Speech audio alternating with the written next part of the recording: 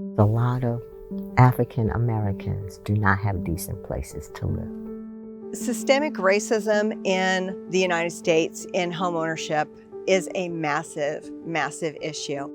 Access to mortgage loans, access to credit, even being given fair appraisals. Overlay that redlining map with disparities in health, disparities in education, disparities in neighborhood safety.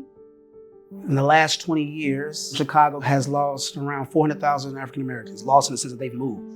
One of our most popular African American neighborhoods is 90% apartments and only 10% home ownership opportunities.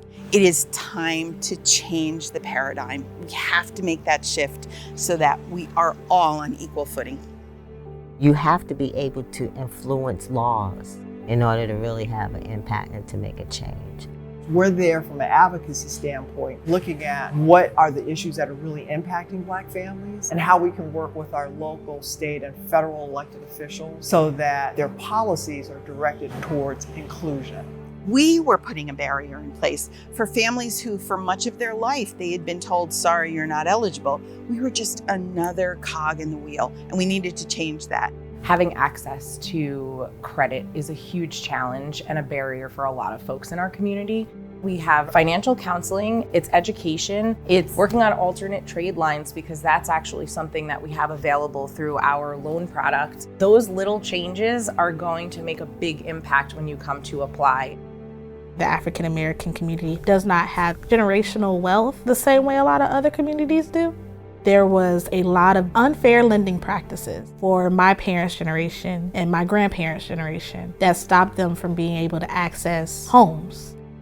We're looking to make sure that African American wealth is sustained here. We have critical home repair to help families stay in their home. Many Black families that currently own property in Optimus Park are Habitat homeowners who have not been displaced and who have held on to that asset almost 40 years. In the city of Philadelphia, gentrification is happening.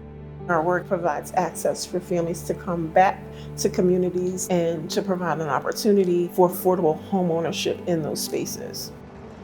We were excited to have Habitat come in to this church. I'm trying to reach out, especially to my congregation, those that I know that are renters, to get them involved so they can find out what do we need to do to own homes.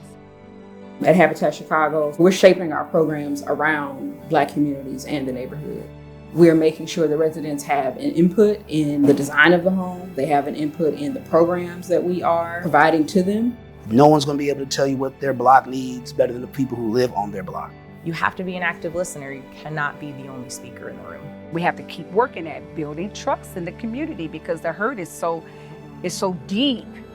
I pull this inspiration from James Baldwin, is that when you erect a wall, you segregate yourself as well. You know less about who you are because you didn't want to know about who I am. There's no excuse for us to not be doing something about this. I don't care if you're a Democrat or a Republican, it should not be a political issue. It is our mission. Everyone deserves a decent place to live. Take up the challenge, do what you can, identify where the challenges are in your communities, and really focus in on how you can make a change. If not Habitat, then who?